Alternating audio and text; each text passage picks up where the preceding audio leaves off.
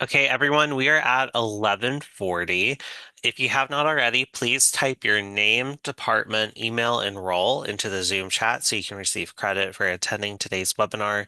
Today, we're presenting PDFs without barriers. Our presenter is Dow Hammond from the Digital Accessibility team at USC. I am going to stop sharing my screen because we have a tight 30 minutes. So Dow, you can go ahead and get started.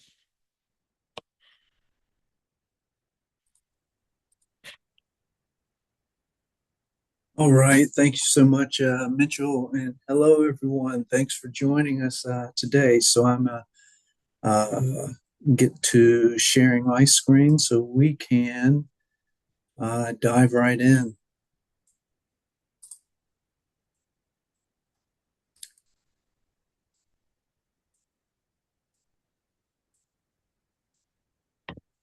And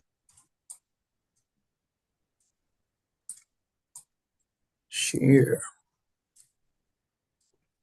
Okay. Can you see PDFs without barriers? Affirmative. All right. Thank you, Mitchell. Um, so everyone, again, thank you so much for joining us today. Do have a lot to cover, and then also want to save some time for a demo.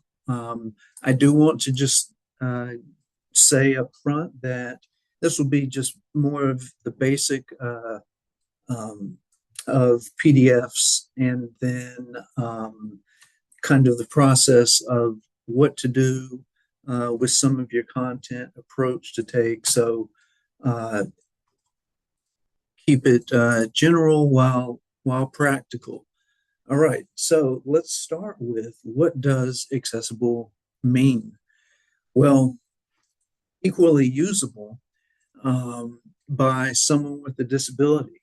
From that, I'm going to hop to number two. So, accessible means it meets web content accessibility guidelines, as this may be kind of misleading seeing web there. As far as PDF files, if we are sharing them through the web in some form, it does fall within these guidelines. And so these guidelines, these four pillars, um, uh, go back to number one is perceivable, operable, understandable, and robust. Robust is um, a document that is still accessible for ones with disabilities that use assistive technologies. I'm going to touch on that on the next slide. But last, as far as the legal piece, it does apply to laws and our policy here at USC, digital accessibility policy, which is system wide. So, assistive technologies, we've got screen readers, text to speech, screen magnifiers, keyboard. There's special types of keyboards, and even the standard keyboard in some situations can be considered an assistive technology, because people become due to their disability, they are dependent upon use of keyboard alone, not their mouse. Screen readers at the top, that would be a program in which your content is being read by a screen reader tool, and this is most common with ones with visual impairments, especially blind. And a screen reader not only is able to read your content, but whatever, such as we'll refer to Adobe Acrobat. If they're using that to read your PDF file, the screen reader gives them access to other controls of the software. Text to speech, though, that AT tool, it, it reads the text alone of your content. So I just want to walk through a couple things as far as PDFs. So the process of deciding whether to even use a PDF and then best practices with it. So going back to that initial question, um, especially if this is new content, is it necessary? And we'll use the commonly used programs such as PowerPoint and Word. Um, is it necessary to convert it to a PDF file? Um, if it's okay to keep it in that original accessible format that you've created, um, that may be best. And that can save you time, and that raises the chance of it being more accessible for all of your students or whoever your audience is. I did get a sense of we do have many instructors here, but I caught a couple other departments. Um, so let's keep that in mind as we continue forward. So accessibility um, changes if you have a PDF file and you do need to update it. That means that original document. So going back to Word and PowerPoint, uh, you would need to return to that original document to make these changes. Um, so that's one reason why I wanted to point out that first portion. Um, so remediating a PDF file does require additional software. I mentioned it, Adobe Acrobat Pro. Um, the free version does not allow the ability right now uh, to to make your content more accessible using the tools of Acrobat. Um, you would need to purchase the $50 version of Acrobat if you do not have it already. Do know that our team, we're in communication with hopefully reaching a point of being able to make this easy, more easily or make it easier for you to access this software. So you do have this tool to make your content more accessible. Um, and with PDF accessibility, and just in general with accessibility, manual work is often necessary. So uh, I'll be keeping an eye on time to make sure we do have time to go through uh, some of the work that may need to come in play. Uh, some of what Blackboard already provides. Um, if you're not already aware of Blackboard Ally, that is an accessibility tool that is available to all of us that have access to Blackboard. And I've got a little image there of it's an orange gauge, and the arrow is pointing straight up. It's not pointing all the way to the right. What that means is the document does have accessibility issues. The other button within that screenshot is in. Sorry about that Teams chat. Hopefully, he doesn't try to start a conversation here. But so the other portion of that screenshot is the ability to download your content in a different format. And I'm not going to go too deep into that, but with the tool of Ally, you have the ability to upload a document. And so OCR, what that stands for is optical character recognition. So, for example, if you scan a document, in most cases, that document will actually be an image. And for ones using those screen readers or even using the text to speech, they may not, most likely will not be able to have that text within that scanned document read. An important part of that too is, um, I'm a save time, and I'll touch on what I was just thinking when I go through examples a little later. But setting up a default language, you're able to do that through Blackboard Ally. Setting a title for a PDF, you're available to do that. And then alt text or alternative text for images, you are able to do that through Ally. Each of them also apply to Acrobat, that we'll be talking more about shortly.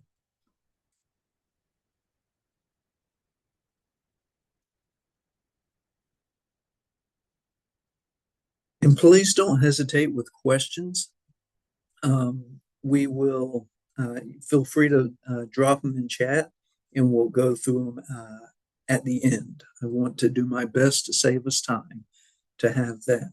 So, one approach, and I do want to make sure that because of time and just uh, going through this quickly, I'm not going to cover everything, but I would love for y'all to have access to this slide deck, as it does provide good guidance. And that includes this decision tree. So we have a lighter lift, medium lift, and heavy lift. So the lighter lift, if that kind of goes back to, do you have the original documents that you initially created? So those Word documents, PowerPoint slides, and even within Blackboard, you now have the ability to create documents within Blackboard, called Ultra documents. The medium lift would be shorter PDF documents, potentially ones that were scanned, but you already have it completed with the words read appropriately.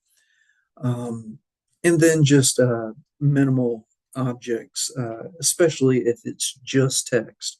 And then the heavy lift is those much more complex, heavy PDFs, not only length, but many objects also included, any types of images, tables, graphs. So that's where we need to focus on prioritizing appropriately what fits best within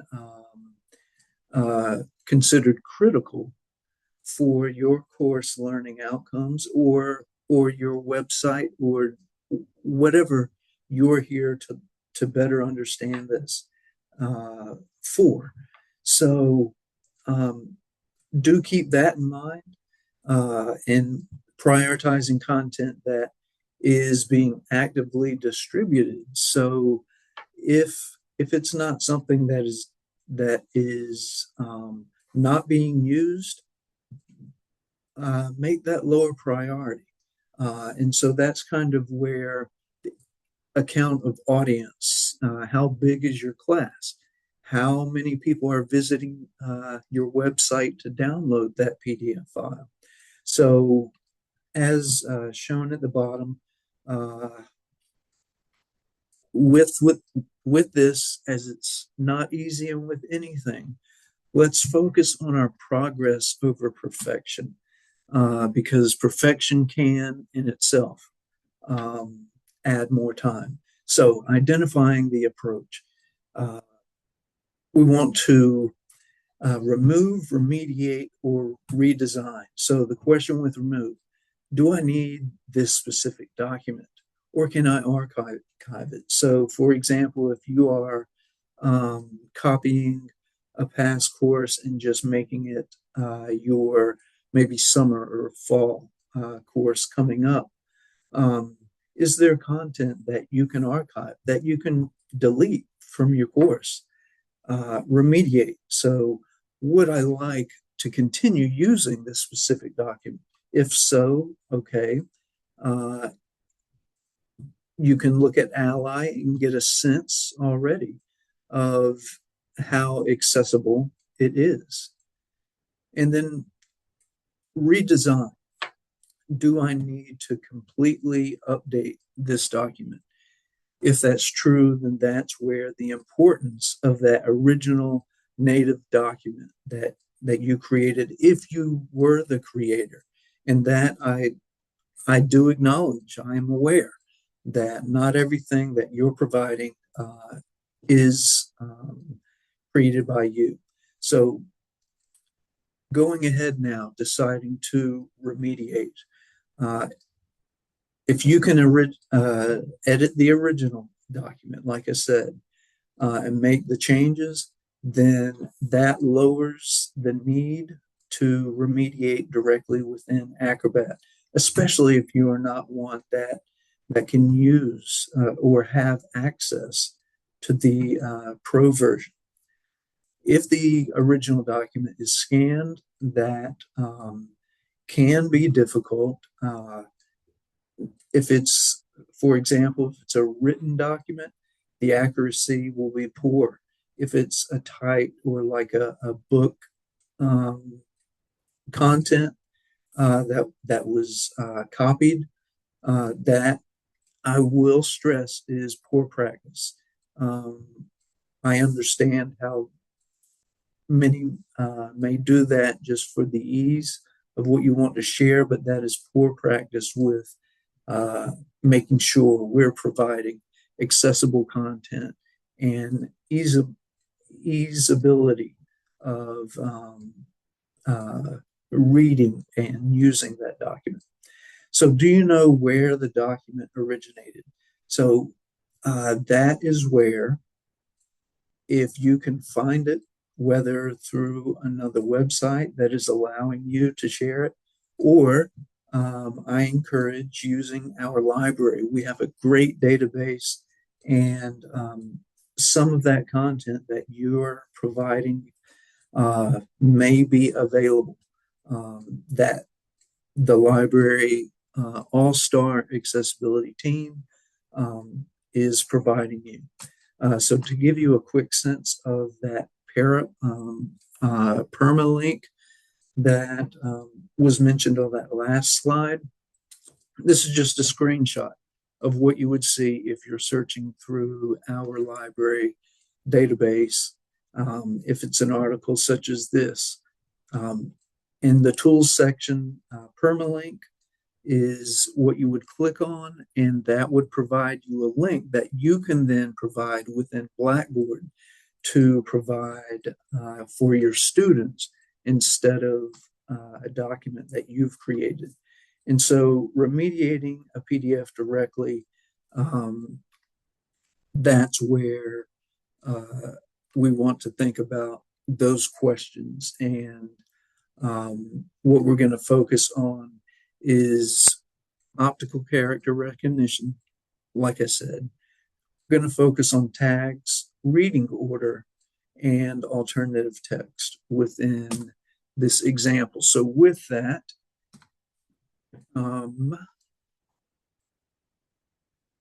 what we will do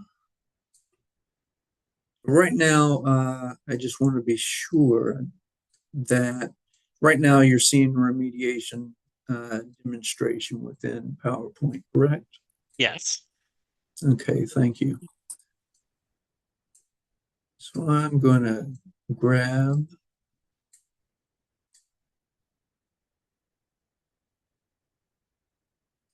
a couple examples to drag in here.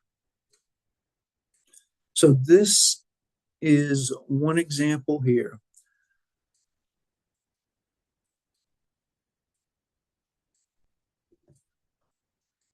When talking away, how quickly my mouth gets dry.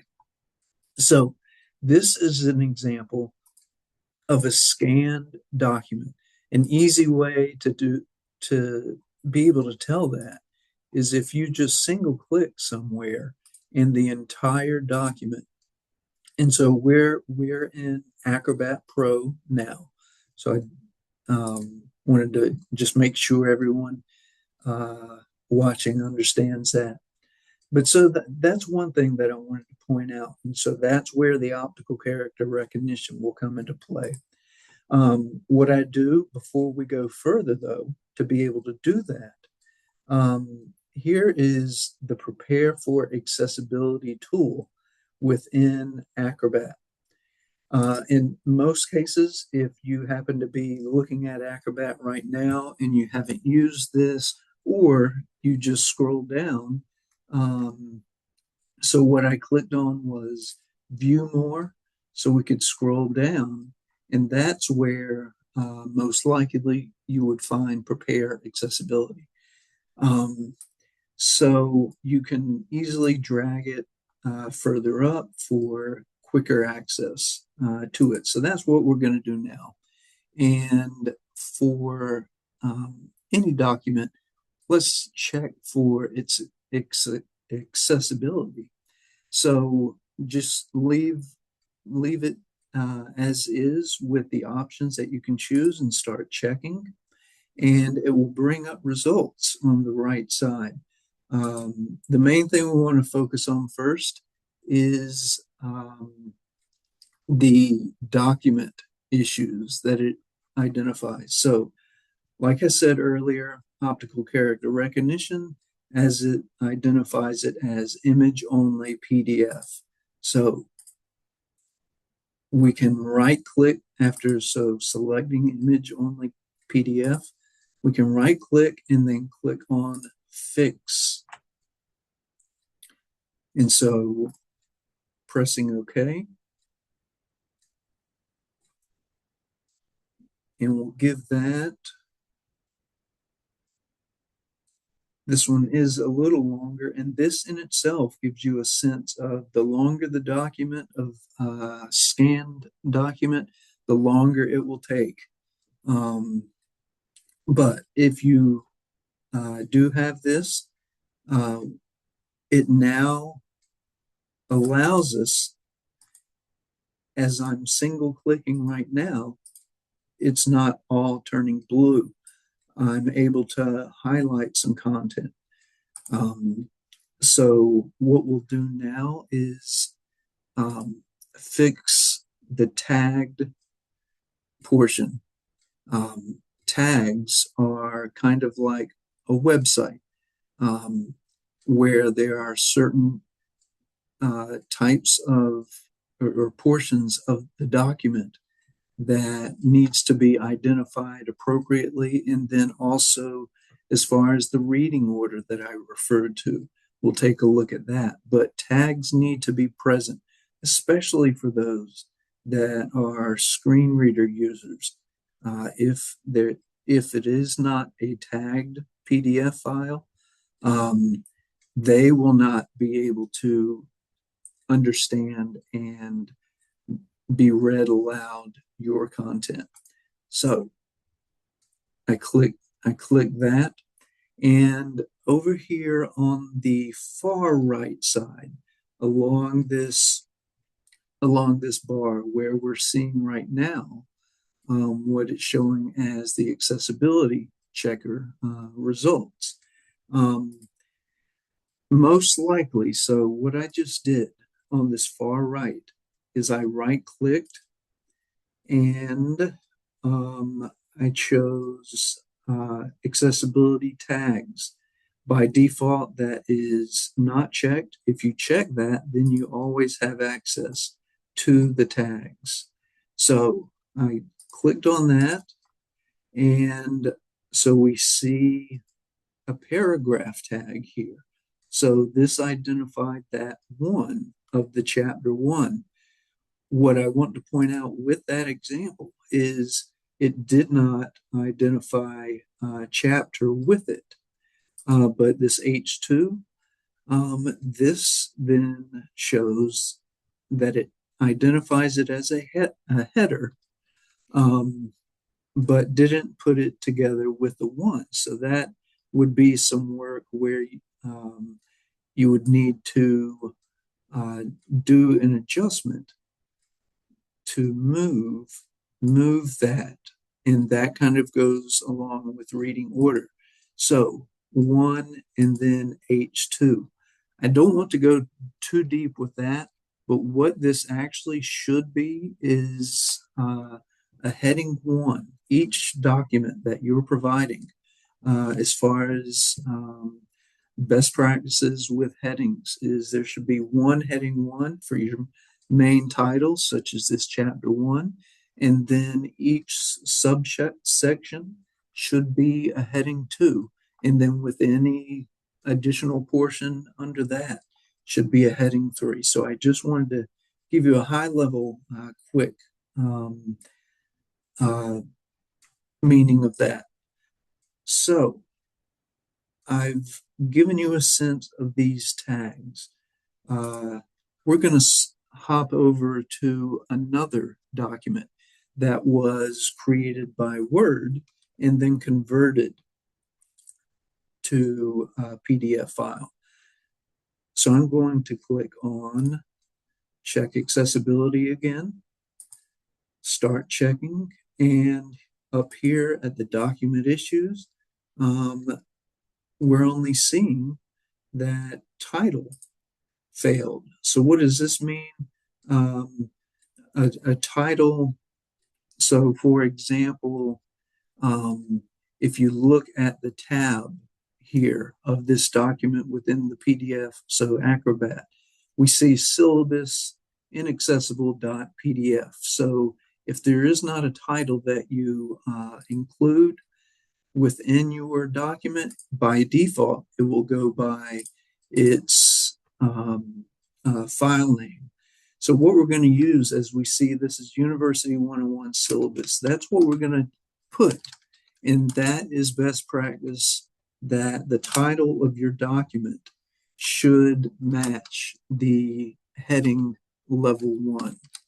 So in this case, heading level one should be what University 101 syllabus is. We'll take a quick look like we did earlier with the other document. But look at this. This is, we don't have any headings in here. So this is where, by using fixed reading order, we are then able to select that content. So draw a box around it and select H1. And sometimes, okay, yeah. Initially, it didn't change, but when the mouse went over it, there's some glitches in here. I will say that. Um, so that's one example of changing a tag to, in this case, we wanted it heading level one. This portion about where it is, when it is, that would just be plain paragraph. And then this instructor, what I'm going to do is draw a box around instructor, because as we see all of these paragraph tags, I'm going to make this now a heading two. And you see that we're seeing more boxes. That's because that I have selected display like elements in a single block. So if I uncheck that, that shows each individual paragraph portion or figure individually. I want to be very mindful of time and show that this figure here, which is a screenshot of a table, this is one example of avoiding screenshots, like grabbing a screenshot of a lot of text and pasting it within your document. The trouble with that is, for those screen reader users, either you will need to edit its alt text, and I'm not even going to go further with this. this is just poor practice. Instead, um, returning to the original document if you can, and make this a table. And then the overall experience, I want to refer back to the ally option, that anybody has the option of converting your document to a different format. One of the options is audio. With that, it's going by the reading order that is set. So this is one example that this would not be read appropriately. So all of the content that we're seeing here would not be read appropriately because either there is not enough alternative text, or if it's blank, it will not read anything. And so that's why avoiding screenshots, especially more complex screenshots, and doing it by best practice of creating tables.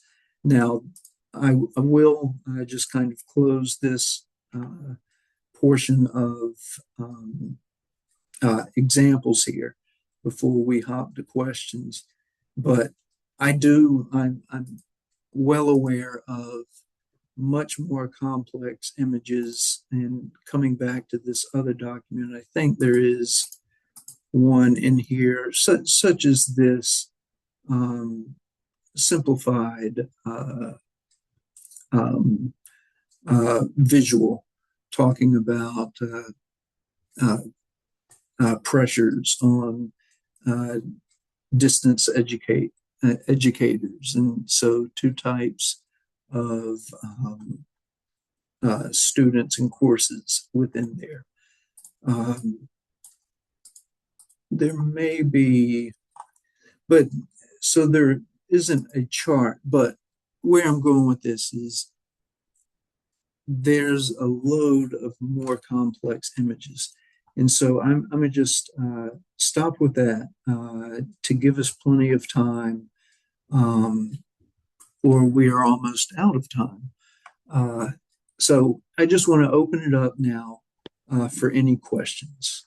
Yeah, and before we do questions, we are at time. So if you have somewhere to be, just want to say thank you so much, Dow, for the presentation. I'm going to put some hyperlinks to some resources in the chat for everyone. That's mostly the Digital Accessibility Toolbox and the Digital Accessibility's website for PDF and accessibility. You'll get a questionnaire following the presentation to provide feedback, and please keep an eye out for the rest of the digital accessibility microlearning series presentations, but we can take a couple of questions. Dal, you have a couple of questions already in the chat. Is everything the library prepares for eReserve accessible? And how does this work for foreign languages, especially Chinese or non-Roman character language? So what I will say as far as that, for foreign languages, as it is uh, available within, let's see, no, not there, but you do have the ability within Word to set the language up appropriately. And I want to make sure that I'm answering this correctly. So, is everything the library prepares accessible? So, uh, if I can't answer for sure, but especially if they are made aware, like if there are accessibility issues that is identified that you get from there, such as within Ally, you can make them aware. But uh, they're working hard and they're doing their best to make sure as much as possible is accessible. For the foreign language, um, Do you mind again, if I specify that question a little bit more exactly? If I sure. link from the library and I put this into my class, and that link disappears after, let's say, 3 or 4 years, what do I do then? And the other question is, if I link to a different website, is it still my responsibility for digital accessibility or theirs? So if you link to another website, are you talking about the or a portion, so a web page or a PDF file? So let's say there's a PDF file at the Chinese National Library that Yeah. I use in my class. And at one point, the Chinese government decides I'll take this document out. Is it my responsibility to make sure that that document is still there? And is it my responsibility that that Chinese document is digitally accessible? So if you are not able to access that document through the third party website, as you said, so if you were pointing directly to the PDF, um, if you are seeing or if you're able to tell that it is not accessible, make them aware. Um, and then now fast forwarding to if they do remove that link, um, then it will be your responsibility to make sure that the document that you're providing directly, if I'm understanding that correctly, it Correct. will be your responsibility to make sure that document is accessible and does meet the best practices. Yeah, thanks. Yes, you are welcome. And I did see another question under that one. When you did fix the scanned text, did that create OCR? So, yes, that scanned text, it did create. So, what that, let me hop back there. So, this um, image only PDF. So that is the process of optical character recognition. So it did, and I just noticed Mitchell that you answered. Let's see from yeah. So there we go. So are there any other questions? Yes, there is. Are there requirements for QR codes as far as alt text, etc.? That is a great question. And that is something that if you are going to provide a QR code, I encourage you strongly to include the link that it is pointing to. And you can shorten the link. I encourage um, oh, off the top of my head, it's not coming to me. Uh, uh, if it hits me before I finish, but here's the reason for this is first off, yes, alt text would that is an image, so alt text is required. So what you want to be mindful of with image like this is where is it pointing to? So if someone with their smartphone is able to scan it, where is it going? So that gives the heads up uh, um, when being read in the document where it points them to. But at the same time, including a short link, a short URL, that if the phone for some reason is not working, they then have that visual link that they can go to. So that applies to everybody in just situational accessibility challenges of their own. Great question.